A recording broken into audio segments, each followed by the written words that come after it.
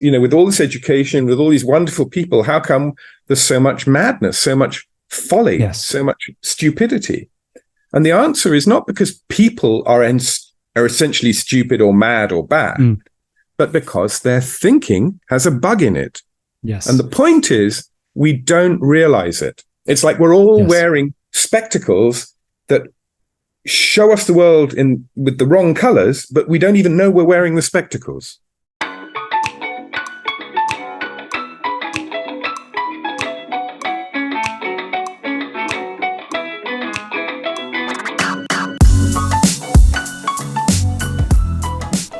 Hi guys, it's Darren and welcome back to the ACE podcast.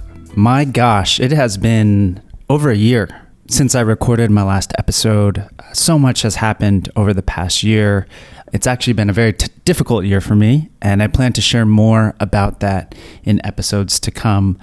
But this week I wanted to publish an interview I had with Hugh Wilbourn. He's many things, one of them which is an author. And in this conversation, which we had over a year ago, I discussed with Hugh his book, The Bug in Our Thinking and How to Fix It. And really, this book is Hugh's life work, his journey of trying to understand how we understand and how we can think better and understand reality better. And so it is quite a philosophical conversation, but I think his book has a lot of interesting takeaways which we dive into in this conversation. And I hope it helps you come to your own better understanding of not only your business, but your own life and current events around you. I think Hugh really challenges us to go beyond literacy and beyond written words to find understanding through other pathways such as apprenticeships, reflecting on your own experience, stories, and we dive into that in this conversation. So I hope you enjoy this most recent episode of the ACE podcast, and I'll be in touch soon with more podcasts and content on entrepreneurial well-being and doing our best work.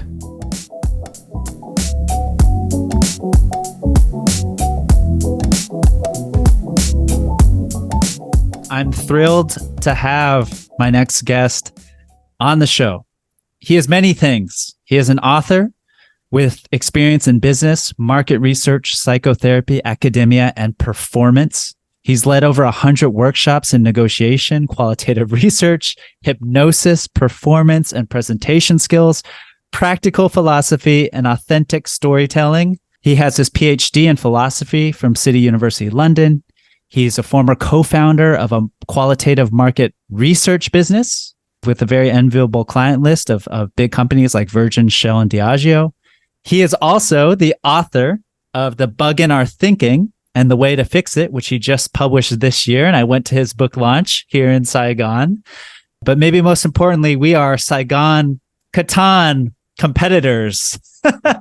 And that is how I met Hugh and his lovely wife and family here in Ho Chi Minh City, Vietnam. But as you can tell from my introduction, he just has a very diverse professional and personal background that I can't wait to explore more in the show and give you guys some fun content and interesting thoughts. So Hugh Wilbourn, welcome to the ACE podcast. It's great to finally have you on the show. Darren, thank you very much indeed for inviting me. I'm delighted to join you. Yeah. Really so I think we're going to focus our conversation on your book, Hugh, The Bug in Our Thinking and the Way to Fix It.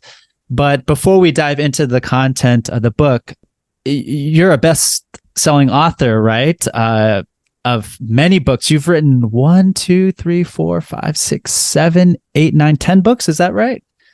Well, I collaborated with a guy called Paul McKenna, who's he was originally a DJ, actually. And when he was a DJ, he got really interested in hypnosis. And at that time, I was the coordinator of a group of an academic / clinical group of hypnotherapists. And then anyway, so I helped him ensure that his hypnosis show, he became a stage hypnotist. I helped him ensure that was safe for the audience and so forth. And we kind of got on. So as he developed his career as a stage hypnotist, he got interested in personal development and self-help. Mm-hmm. And so we did a book together called I Can Mend Your Broken Heart. Mm. And Yes. at that time, I was doing my PhD, so I was really focusing on that. And he asked me to help him with a bunch of other books, which basically I collaborated, but they're under his name. I collaborated with him on many of those, not all of them, but many of them. I also wrote a book on my own about negotiation. And then more recently, just this year, as you say, I did The Bug in Our Thinking. Yes. So, but kind of during all of this, I'm not really just, well, I wouldn't say I identify myself as an author, right? It's one of the things I do. So I've Very always much. had many different activities going on. I should also mention, by the way, because the biog always sounds like, oh, so much success and so forth. Actually, I had 2 businesses which lost money and failed. So that's also important to know that I've been there too. Yes. Yes. Yeah. You really hate categories. I use categories. I just don't want to be used by them. There you go. So the way I'd say a category is a tool. It should never be a prison. Yes. Yes. Love that. And we're going to come back to that very shortly. So first, why was this book, The Bug in Our Thinking and the Way to Fix It, like, what inspired it? I have my inclination, I have my thoughts because I've met you, I've known you for a few years now. And I remember you talking about it, the birth of it, but what, why this book? Where did it come from? What was the impetus for this book? It's kind of been haunting me really for decades, Darren. I mean, in that sense, I'm delighted that it's published because it's been chasing me around and keeping me awake and bothering me for decades. And I mentioned in the book, I mentioned a couple of the early experiences that prompted it. Yes. Perhaps just two. Let's take 2 strands. One was when I was at university, so I was very young. I knew almost nothing. I arrived at university. I immediately got cast in a play. The first play I auditioned for, I got cast. And it took over my life. And we were super fortunate. We had an amazing professional director, not a student, a professional director, a man called Malcolm Edwards, who got a fantastic performance out of everybody, possibly got the best performance I've ever done as an actor out of me. And this performance was extraordinary. It was electric. My own experience was almost, I could feel the audience in my hand. It was an extraordinary moment. And that kind of, I thought about that afterwards. I thought, that's so weird. How do we use these little metaphors? The one I just used, for example, a simile. I had the audience in my hand. I did not have 100 people sitting in my hand, right? We talk about that kind of feeling by using metaphors like that. But we don't really know what is happening. What is that? Why do we feel it? It's so intense. It's so specific. And yet we don't really have much of a vocabulary to describe that. And I was interested in philosophy at university, and I got more interested. And philosophy talks about life, about knowledge, about being, about these big, big subjects. And yet I couldn't find anything about this immediate reality of mine that I'd experienced. So that was one curiosity that sort of haunted me for a while. And indeed, it haunted me so long that later on, I became a hypnotherapist and a psychotherapist. And again, I write about that in the book.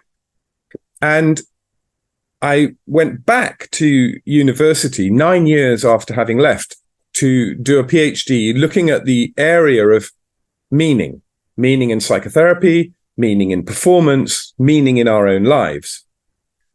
And, a PhD is an awful lot of work to prove something very, very small. So the actual achievement of the PhD was as small as they so often are, but the work involved and the questions that it opened up, on the one hand, it helped me a great deal. It helped me in my later work as a qualitative market researcher and as a psychotherapist to have this philosophical understanding. But it also raised lots and lots of questions about how our mind works. Why is meaning important? Mm-hmm. How can we make so many mistakes? How can we have so much education? I mean, literally at this point where we are, 2023, there have never been so many people with degrees and diplomas and training. There's never been so much information available as there is through the internet. There are, economists and psychologists and any number of people with vast amounts of training. There are more universities than ever in the whole world. And yet, we seem to continue to make an extraordinary mess of things. Some things we do terribly well in certain places. Mm-hmm. And yet, over and over again, humans keep making these bizarre mistakes, very strange behavior. I think, well, how is that? And I thought that's what education was going to fix. And it clearly hasn't. It's just made us capable of making more expensive and more dangerous mistakes. So those two things kind of were the beginning of the question. And the bug in our thinking is kind of as far as I've got as a way of pointing towards some helpful insights, perhaps, or at least a way of thinking, a way of wondering that can help us navigate the rather difficult and confusing times that we find ourselves in. Yes, and I'm wondering, again, I have two more questions before we delve into the content. And I was going to use that exact quote, by the way, to frame our book discussion, because I think that's kind of the launching pad, right? This book is in a way your response to that problem you just mentioned. So much education, yet still such a mess. So much mess. Why? Why is that? I'm wondering who were your inspirations in terms of the style, because I've never read a book quite like yours, and both the content but also the style, where they're little anecdotes from different parts of your life, different parts of your past experience. And you even described your book in numerous places as a puzzle that kind of needs to be put together, right? And I'm wondering who inspired that style, because you've written best-selling books before, like in the self-help field, I would say, or the business field. Yeah. And so this must have been quite a break for you to write in this style, or was it not? Have you always written in this style? I'm wondering who your inspirations were. Well, two things. Firstly, the book is kind of what is left when I got rid of all the rubbish. So I have honestly been writing for years and years, trying to put my thoughts on paper. And almost all the time, it's boring, repetitive, distant, unengaging, academic, inadequate. And so, having written probably 1 million terrible, terrible words, and thrown them away, this is kind of all I got left with these. So that's how it actually happened. I wouldn't let it sit inside the manuscript unless I wanted to read it. I really feel incredibly strongly that a book should make you want to turn the page. You should want to read it. And that's our job. If you're writing a book, it should be something worth reading for many reasons. And there are many stories about this inside the book, about boredom, about what counts and what's worthwhile. So that's one way of putting it. I'm kind of relieved. I would say that, I have a really illustrious predecessor, which would be Nietzsche, who's Beyond Good and Evil, has stuff, actually, which I have to say I find quite boring. But then there's a chunk of it, a chapter, which is little aphoristic elements, like 2 or 3 lines, tiny little quotations. Yeah. There are also splendid people like Ambrose Bierce, whose Devil's Dictionary is lots of just little bits and pieces. And perhaps, I mean, again, there's a story about the portrait of my father in the book. And in a way, I feel my book is an attempt. It's a portrait. It's an attempt to point beyond itself, to say that if you read this book and bring your consciousness to it, you can see things that I didn't write. You can see through this into your own understanding, not my little worldview, but it's in some way a way of offering you an opportunity to see things your way and perhaps a bit deeper. Yes. And is the word for that phenomenological? I can't say it. No, you said it perfectly. that was my butchering. That's a subset of philosophy. So Martin Heidegger, the philosopher who was kind of the starting point of my thesis, I used a lot of his work, was a pupil of Edmund Husserl. And Edmund Husserl coined this term phenomenology. And Husserl, in turn, was reacting against the German tradition before him, epitomized by Kant. And Kant was a great categorical thinker. He built great castles of analysis. And Husserl thought it had all gone too far. He said, no, this is all just too obscure and abstract. We must get back to the things themselves. And his phrase was back to the things themselves. And that's what he meant by phenomenology. Pay attention to the phenomena which you perceive and remove all, take away all the theory and the analysis and the categories that you impose on it. Don't do that. See what's really there. That was the Husserl's claim. Husserl's claim as a phenomenologist. Got it. No. Thank you for that clarification. That helps. And is that a heron or a stork on the cover? It's a heron. And it's a heron. Yeah. Okay. So, and I noticed there's a heron with what looks like a snake on the back, and I'm really wondering why you chose these two images to be on your book cover. So the heron used to be right in the middle there. So we moved it because it's pointing to the void. It's looking for something. We're all looking, I hope. We're all looking for something. I hope that if you pick this book up, you're looking for something.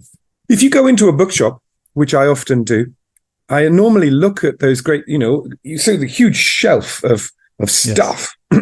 And two things occur to me. One is, my goodness me, that's an awful lot of words. Right? And the other is, they're kind of all shouting at me saying, hey, I got the answer. I've got the answer. I've got the answer. Buy me. I have the answer. Right? Yeah. That's what they're all doing. And hey, I've read a few books, and nobody's got the answer. We've all got a little bit of it, right? And each of these books, I mean, self-help's a really good example of this. Self-help is a good example of a little bit of the answer. Every self-help book has a little bit of the answer, sometimes a very, very, very little bit, but nonetheless, they're trying. Somebody's trying to help. In my experience, and both as a person and as a psychotherapist, the answer is never in the book. The answer, as good as it gets, is in you. So my job as a therapist is to help my client discover the next bit of the answer in their life, in themselves. It's not to sell them a book, right? Nonetheless, there are books that are wonderful. There are books that are enjoyable, nourishing, and enlightening. And really, my book is my take on my particular, what can we call it? My journey or my exploration of this question, essentially, which is, with all this education, with all these wonderful people, how come there's so much madness, so much folly, so much stupidity? And the answer is not because people are essentially stupid or mad or bad, but because their thinking has a bug in it.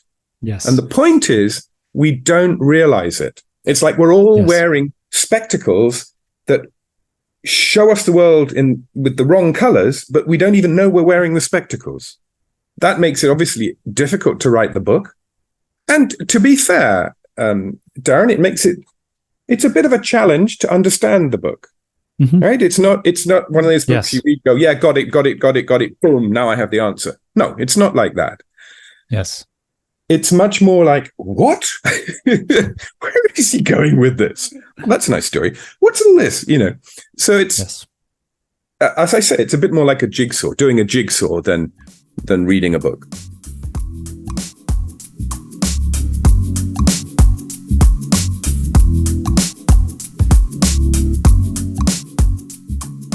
Yeah, let's jump right into it. So in terms of the bug in our thinking, a lot of the book is about how literacy has helped us, but also held us back because we prioritize it so much, right? Compared to other ways of coming to understanding. Let's say literacy is the primary way that our current modern society prioritizes understanding. And I would love for you to cover what are the problems with literacy as you see them. Actually, the first indication that I got that literacy was something other than 100% wonderful. Because if you think about it, just pause. Everyone thinks literacy is wonderful. Almost everyone.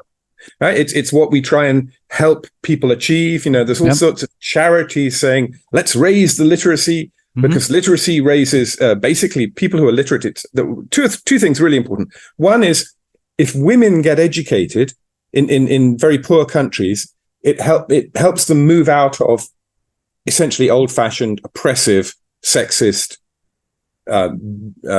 negative situations. It's much more likely that a girl who goes to school and learns to read and write is freed from the kind of oppression that historically has afflicted large numbers of women in what we used to call third world countries. So that's a really important benefit of literacy. The second one, which is closely allied to that, is that if you raise the literacy effectively, that leads to economic growth. So these are two really good things. The difficulties kick in later. Like almost all human inventions, we get the good bit first. We go, oh, isn't it wonderful? This is fantastic. This is great. Everything's new. And after a little while, the negativities manifest. But the difficulty with literacy is that the negativities, the disbenefits of literacy are built into our own thinking. So they're difficult for us to even be aware of them or to recognize that they have negative aspects. So there are three things that literacy does, which orality, in other words, people who don't experience literacy, don't do. So there are three things that literacy does. One is that it fixes things. If I write a word down or write down a sentence, the sentence is fixed. And as long as there's a copy of it somewhere, it's the same sentence. And we tend to think, therefore, well, it's got the same meaning, hasn't it? And in a sense, it does. This meaning persists. And that's incredibly useful. If you think about it, that's fantastically useful. That's the basis of engineering, for example, and a lot of scientific investigation. It's not so helpful in terms of describing, for example, social interaction and relationships and people.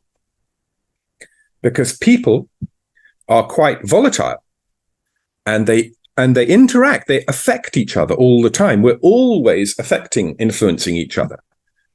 We can't not influence each other. So even if I say what I'm saying now is affecting you in some way, maybe trivially, but in some way. And then if you think about it and you come back to me, then that's going to affect me. I'm going to go, oh yeah, good point. And we're going to move on. That's the nature of conversation. That's not the same as reading a book. Reading a book, it's all fixed. It's the same every time. Yeah. I mean, here we are in the world of podcasts, which is a kind of weird hybrid because, of course, this is fixed. If you listen to this again, I will sound exactly the same each time. But if we were talking together and I repeat myself, I'm not going to sound the same. Something will change. So this is what Walter Ong called secondary orality. It's an oral engagement, but founded on the technology made possible by literacy. So going back to the issues that arise from literacy, the first is it over-fixes things. I mean, that sounds trivial, unimportant, but it's just, it tends to make us think the truth is fixed. Now, there are truths which are fixed, which are 2 + 2 is 4. It's fixed, right? But interesting, the world of maths is not the world we live in. Much of the real world itself is a dynamic and fractal. So it's always changing, it's always moving, sometimes very, very slowly, but that's what it is. It's an evolving and devolving. It's a process. The second thing that literacy does, and I've hinted at it already with this writing down a sentence, is it favors abstraction. It allows us to talk about something and then take that talk and put it somewhere else. It allows us to abstract a quality or an idea and then talk about that. The most notorious one and very sort of, what's it called? What's the phrase? Volatile, or one of the most provocative abstractions that's knocking around at the moment is racism, right? So racism is the idea that our activities are influenced by, I guess, the color of our skins. So something really, really simple. And nowadays, there are many people who claim that racism is everywhere. It's all over the place and we can't get rid of it. Well, that's kind of weird, right? I mean, we could, because it's abstracting from all these billions of individual different people, one element of their being, which is their genetic makeup and their background and their race, as in, whether they're black or white or yellow or blue or green or purple or whatever, and saying that element is always important. And in fact, it's really manifestly not the case. I mean, people say it's really important, but it's you only have to look at your own experience in the world. Walk down the street and you will discover that almost everyone you meet is polite. Nobody really gives a damn what race or color you are, right? And most people almost all the time are not interested in your race. They really aren't. They're really, my own experience all over the world is that people are kind and helpful. That's what almost everybody is willing to be good and kind and helpful. That's what they want. Everyone wants a quiet and a nice life. There are some lunatics, of course. There's some nasty people. There's some bad people. But almost everybody is pleasant and kind and helpful, right? Regardless of my race or their race, right? And every time you meet someone who's pleasant and kind and helpful, they're not being racist. End of. Right? But the abstracting this notion, paying attention to this single element of a person or a group of people or me or you, this is a function, funnily enough, of abstraction, which is made easier by literacy. Okay, it's literacy, promotes abstraction. And the third thing that literacy does is it demotes emotional expression. It demotes emotional subtlety. So every word I'm speaking now, you can hear how I feel about it. You can hear my interest or my incredulity or whatever. There's always a little flavor of emotion in what I'm talking about, in my speech, right? Which has an impact on your understanding of what I'm talking about. But if it's written, you can't hear the tone of voice. So writing, again, diminishes the significance of emotional engagement. It raises the importance of abstraction and it promotes the delusion of excessive fixity. And interestingly, all of those three are abstract categorizations, notably. So when I talk about it, I'm making use of these categories. So literacy it's useful, it's fantastically good for analysis. It quickly moves towards boredom. If I carry on talking to you like this for another 40 minutes, most of your listeners will switch off because it's kind of tedious, that kind of analysis. The story's more interesting. Yeah. Our audience are small business owners, people starting companies. Mm-hmm. And I think a really difficult challenge for them is to clearly see or to understand better, especially the reality of their marketplace, the reality of their business idea, and the reality of themselves, to be frank, their own strengths and weaknesses. And I think many people in this space are pretty avid readers, read a lot. There's so many books to read about how to improve your productivity, how to market and make millions of dollars, like how to, start the best business. There's so many gurus and people with the answer or part of the answer. And it's easy to get swept up, I would say, in this world of abstraction to some extent, especially if they haven't, started a business themselves yet. But it's like, well, this guy is telling me to do this, and this woman is telling me to do that. So how can we, in your words, keep the best of literacy and avoid the disbenefits, right? How can we see more clearly? How can we know what is insightful and not merely a confirmation of our prejudice? With difficulty. That's what the answer. It's not easy. And that's the first thing to recognize, that it's not easy. On the other hand, a lot of people have gone this way before, right? A lot of people have been this way before.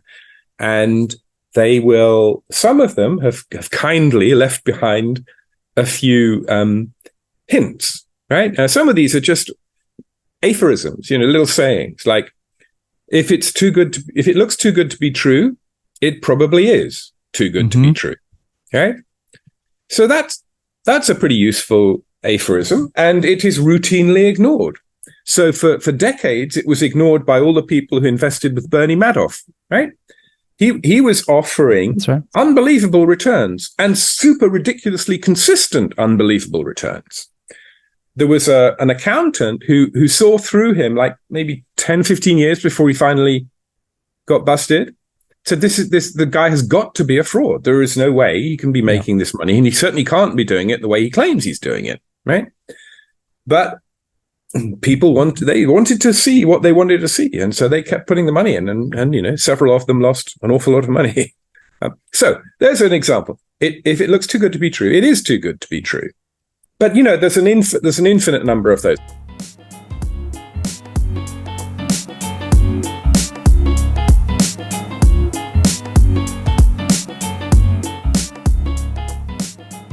You mentioned some other ways that you believe we can see more balanced. We can have a more balanced education where we can see issues more clearly, and I'll list those other elements. Besides literacy, you mentioned apprenticeship, experience, storytelling. I think people in the entrepreneurial world are pretty familiar with literacy, obviously. Apprenticeship is a pretty big thing. Like if you can, find a small business owner who has a SEO business, or who is great with Facebook ads, or who is a great podcast or whatever, work for them and learn the ropes. I think that's quite common and a great way to learn small business. Experience, I think that comes with time, but yeah, I really, the book I wrote that most of my listeners are familiar with is really about, really valuing your own life experience and not just looking to words and gurus and books to provide the answers, but really leaning into your everyday experience and sucking the wisdom out of that.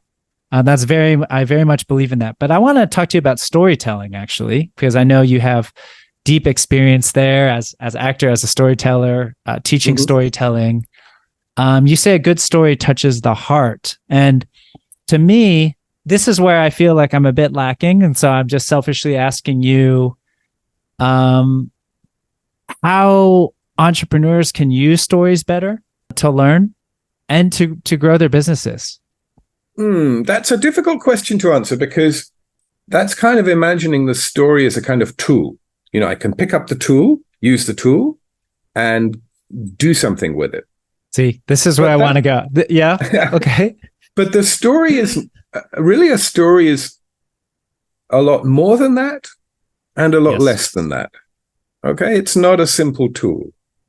If I tell a story, let's just say we're going to talk about a good story and a well-told story, just to get it past all the other issues, right? So yes, already I have to tell it well. I have to connect to you. I have to talk. I have to tell the truth from my heart.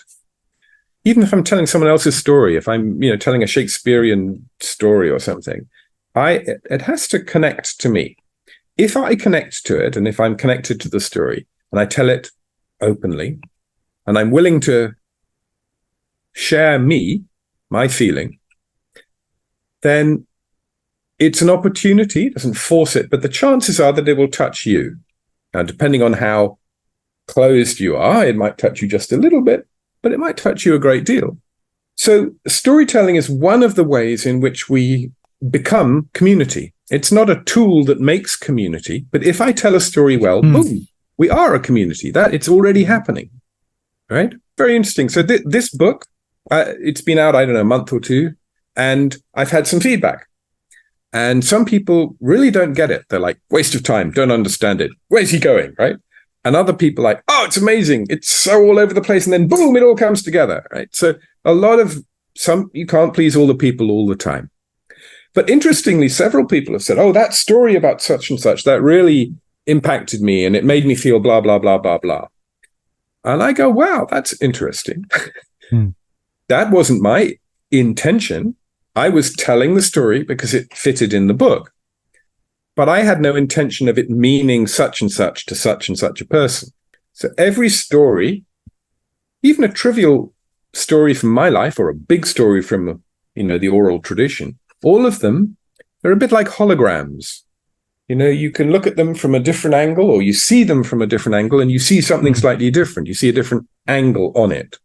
And I am not in charge of the meaning of a story. Right. The story, if you like, offers the possibility of many meanings. And in particular, what a story means to you is a function of you as well as the story. And it's a function of you today. You might hear the same story a week later, a month later, a year later, and it touches you differently, and you go, and you see or hear or feel something very different from the same story. I think I say it in the book, can't remember if I do, but I used to be in a playback group, which essentially is making theatre out of stories from the audience. Someone in the audience tells a little story. Only two rules: it has to be true and it has to be their story. And then the actors immediately, no preparation, immediately turn it into theatre. Every show is obviously unique. And people loved it. Really great. I mean, that's a good example of a business that made almost no money, but to me was massively worthwhile. Right? I mean, some nights I would make £5 or £10 or something, But we loved doing those shows. And people would come up afterwards and say, is this therapy? It sounds like therapy to me. I've done therapy before. And I would go, well, you know what? Before we had psychotherapy, in fact, before we had education, before we had entertainment, before we had all these different categories, geography, history, psychology, blah, blah, we had stories. And in fact, the reason I mentioned storytelling experience and apprenticeship is because those are the three ways that we learned everything before there was literacy. And that's an awful lot, Most people weren't literate. Half the world's population were still illiterate in the mid-19th century. About 1850, only 50% of the world's population were literate. You go back before Gutenberg, and it was a really small percentage.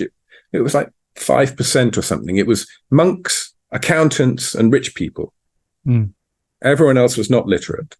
But it's an interesting idea, isn't it? I mean, I did propose stories as a tool to be used, but it's interesting to me that it can be such a powerful way of understanding or seeing something from a different angle when you hear a story.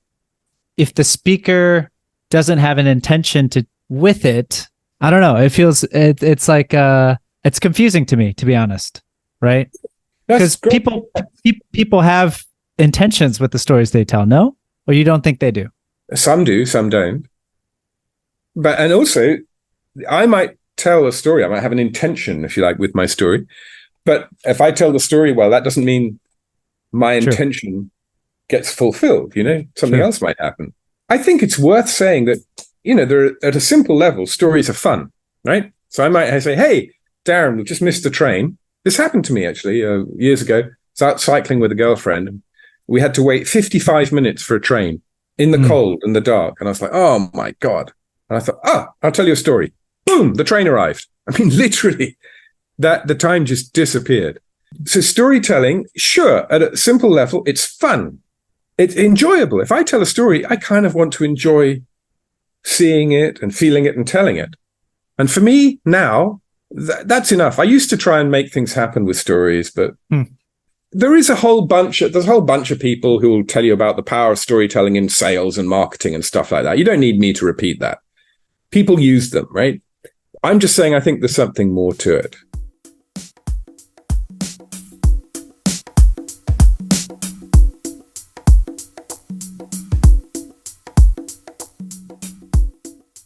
There's so much in this book, but I'd like to do a little lightning round here with you, if this is possible.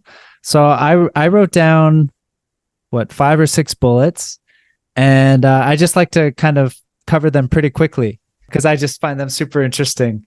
So one is learning something with your head, heart, and hips. This is one of your sayings, right? And can you unpack that for my audience? Well, okay, so do it. You're listening, Darren, and I can paint a picture. I can ask you to think about, 4 bullet points that would sum up your own book. Actually, normally 3. Let's say even say 3 bullet points. Yeah, it's usually 3. It's usually 3. Okay, so 3 bullet points that sum up your own book. Bang, bang, bang. Okay, that's you using your head, right? Now, I'd like you to imagine that in a moment, you're going to walk out of that room, you're going to go down, out of your house, and you're going to have to talk to about 2,000 people in quite a large hall. Okay, you're going to have to tell them all about your work, your business, and the business you and I are going to set up together, right? And you've got about, 3 minutes to get used to that. And in order to do that, I'm going to suggest you pay attention to your feet right now. Ground yourself, feel your feet, feel your legs, feel your hips, right? So that you're really grounded. You feel the strength of your body. Okay? And now I'd like you to imagine that this business we're going to set up together is actually the culmination of many years of searching. It's actually your heart's desire. This is the thing. This is the next step for you. And it's going to make you feel great. And to motivate all those people you're going to talk to, you're going to have to tell them how much you love it, how much this matters to you, to your family, to your partner, maybe even to the family you're going to have. It matters that much. It's going to be great. So I just took you from your head down to your hips and up to your heart. Okay? So those 3 parts of you, you have them, right? I just pointed you towards them. I gave you a little something to pay attention to, which you could only do properly. Firstly, with your head, you had to think about it. Then you got into your body. And then I asked you just to imagine doing something that's your heart's desire, that matters to you, to the people closest to you, to the people who make you feel a little bit wobbly sometimes. Yeah, that's great. That's head, hips, and heart in that order in this case. But we all have a head, we all have a heart, we all have a hip. Hips. I mention hips because it's not just feet; it's your body. For people who are interested in the martial arts, it's where the hara is just around there, the kind of center of gravity. It's also where the sexual organs are, and there's a lot of energy there. So that's why I use the hips. It's the body, a little bit of balance and sex and stuff. It's all important part of us. And we need all of those three parts of us really to live well. And it's incredibly difficult to bring ourselves together. But if we can do it little by little, pretty much everything we do is done just a little bit better because we do it with all of our abilities. That's beautiful. Next one. That's really beautiful. Next one. Policies versus principles. Oh, yeah. Well, policies essentially are abstractions. Here's the best rule, best practice, whatever. And essentially a policy is how to do something. A policy tells you what to do. It says, follow the policy. This is what you should be doing, right? Every time a policy eventually will go wrong. Every single policy eventually will cause problems. Why? Because it's abstract and it's fixed and it lacks emotional integrity. It lacks any emotions, right?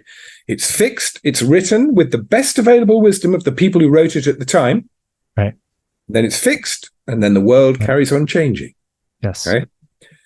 It's abstract because it always and everywhere only takes out certain elements of the situation, not the whole context, because every context is unique. So by abstracting something from even a set of contexts, and the claim is, oh, it's a really big set, it's best practice, it's what everybody does. Even so, it's always an abstraction, and sooner or later, something that really, really matters is going to crop up that was in that context, but not taken account of in terms of the policy. So all policies eventually fail. And some of them cause enormous difficulties and problems as well. Why does a principle work? A principle is like a point of the compass. It's like north, south, east, or west. It helps me to navigate. But when I'm navigating, I'm not trying to get to west. I'm just trying to get to your house, which is somewhere over there, right? So it's kind of east, west, southeast, or whatever. So I head southeast and boom, I get where I want. But I'm not trying to make west happen, right? It doesn't tell me what to do. A principle helps me make my own decision, right? So if I say to you, be fair and be honest, right? Those are principles. Be honest, be fair. No, you're going to fail. Actually, it's really difficult to do both of those things. We think being honest is simple. It's not, because we don't understand ourselves very well. So we easily make mistakes, but I can still try, and it doesn't vitiate the principle. It's a really good idea to try to be fair and try to be honest. But of course I fail, of course. Nonetheless, I keep trying. And the more I try, two things happen. I get a little bit better. I also get a little bit more humble. So I don't try to do such big things. I start trying to do smaller things that are more realistic. But I try. So a principle is like a thing that guides you and helps you, but ultimately you still have to make your own decision. Yes. Whereas a policy tells you what to do, and will always eventually mislead you. So principles are more useful in an evolving world, and in a world with, they can be more applied to your context than policies, right? Policies are tools. So there are contexts in which they are useful, right? But you still have to decide, is it the right time to use this policy? If you do as you're told without thinking, that's where the problems lie. Yeah. But if you use the policy or protocol and still decide yourself, it's going to work this time, then they're useful. Yes. Love it. Okay. I think we only have time for one more, unfortunately. I had 6. Your shoulds. You learned this lesson from your client about shoulds. Yeah. Love this one. Could you share this one? If ever I use the word should, it implies there's a rule, right? I should be more clear. Oh, hang on. What does that mean? Why should I be more clear? The rule is be as clear as possible, right? Every time there's a should, somewhere there's a rule sitting behind it, if you like. Yes. You should be polite to your elders. What's the rule there? Well, be polite to your elders, right? Okay. Do I still agree with it? So if I hear the word should, I should, in the case of my client, she was saying I should go and visit my mum, but she was a bit reluctant. She's like, I said, well, what's the rule? Well, I should visit my mum. So how often should you visit your mum? Every week or two. Okay. Who wrote the rule? Did you write it? Probably my mum. Okay. So every time you hear the word should, you can ask yourself 3 questions. First is, what's this rule? 2, who wrote the rule? And 3, do I still agree with it? Yeah. Oh okay? My gosh. So yeah. I should be a good boy. Oh, really? Should be a good boy. What does that mean? I should be a good. I should do everything wonderfully. I should meet my parents' expectations. I should meet the headmaster's expectation. Whatever. I should, right? Okay. So who wrote the rule? My granddad. Okay. Okay. Do I still agree with it? Well, kind of, not entirely. Okay. Maybe now I'm thinking, there's one particular person that good boys, obey, and I really, no, not anymore. Done that. Finished. So it's a simple question, because we use the word should so often without thinking. Yes. And occasionally we find ourselves in a situation we don't want. Well, why did that happen? So I need to backtrack. I should do this. Well, why should I do this? What's the rule? Second question, who wrote it? Maybe I wrote it, okay? It's not always somebody outside. Maybe I wrote it, right? I should not be, I should not be proud of myself, right? Actually, I think my parents wrote that one. And the first book I helped Paul with was actually his autobiography, right? And Paul's a good guy. He's a celebrity, but nonetheless a good guy, which is quite difficult, but he manages it. And he wrote a whole page of thanks, like a thank you note at the beginning. Thank you to Hugh for all your work. You inspired me, blah, blah, blah, blah, blah, blah, blah, blah, blah. Lots of things.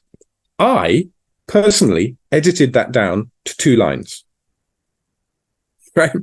So I had a rule. You shouldn't show off. You shouldn't be proud. You shouldn't put your head above the parapet, right? I still find it very difficult to promote myself or my book.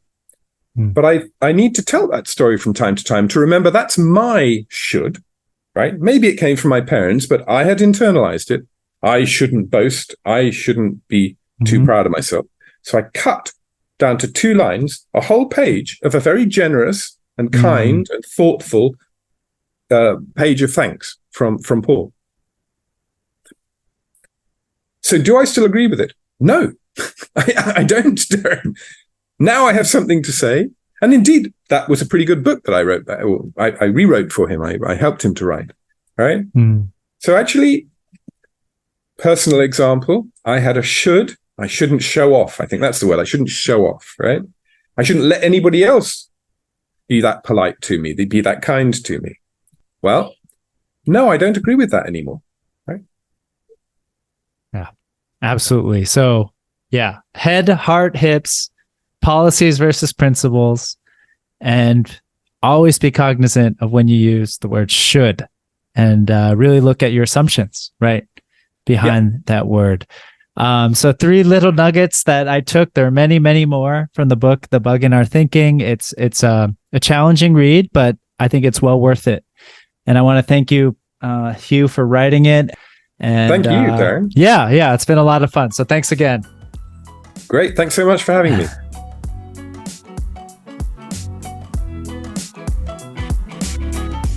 Thank you so much for listening. And if you enjoyed this episode, please press subscribe and leave us a review on your podcast app. It helps more people discover the show.